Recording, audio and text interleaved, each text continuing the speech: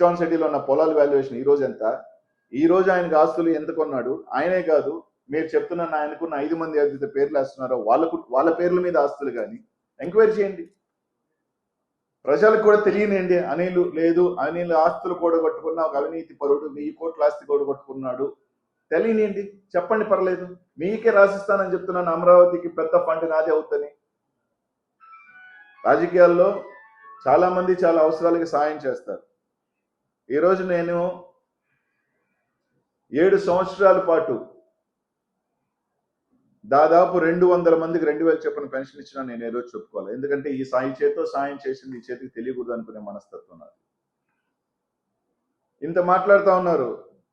ఈ రోజు కూడా నెల్లూరు నగరంలో తెలుగుదేశం భార్యాభర్తలు నా నాశనం కోరుతూ మాట్లాడుతుంటారు. అదే వాళ్ళ కూతురు పెళ్లికి నా గడప తొక్కి, ఆ రోజు కూడా తెలుగుదేశంలోనే ఉన్నారు వాళ్ళు, నా గడప తొక్కి నా బిడ్డకి సాయం చేయమంటే 10 లక్షలు సాయం చేసినోడిని నేను. ఈ జిల్లాలో ఎవరైనా చేయగలుగుతారా? నా నియోజకవర్గంలో నా మైనారిటీ సోదరులు అందరూ వచ్చి పలానా అతనికి సాయం చేయొద్దు అని చెప్తే, తన బిడ్డకి 3 రోజుల్లో లండన్ లో 12 లక్షల ఫీజు కట్టాలి సాయం చేయమని నన్ను అడిగితే,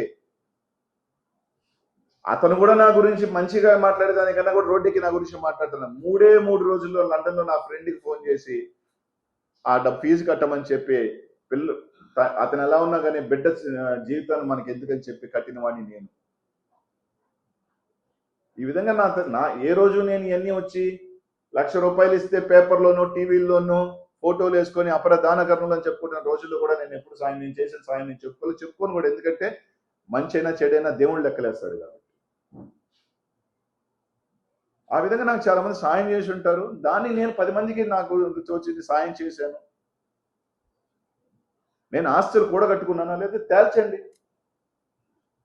అంతేగాని నోటికొస్తే ఆఫ్రికాలో ఉన్నాయి పదా, ఆఫ్రికాలో చూడని ఎతకండి. ఎస్, నేను ఎలక్షన్ అయిన తర్వాత నేను వెళ్ళిన మాట వాస్తవం, తిరిగిన మాట వాస్తవం. ఏదో ఒకటి గీడింగో చేసుకుందాం, బండి నడవాలి కదా అని అంటే తప్పలేదు కదా. పెట్టుబడిలే నేను పెట్టలా, అది కూడా తప్ప. ఖాళీగా ఉన్నా, ఓడిపోయి ఉన్నా, నేనే జగన్మోహన్ దగ్గరికి వెళ్ళి టైం అడిగాను. నాకు 2-3 సంవత్సరాలు టైం ఏంటన్నా, నేను మళ్ళీ నిలదొక్కోవాలంటే అని చెప్పి అడిగాను.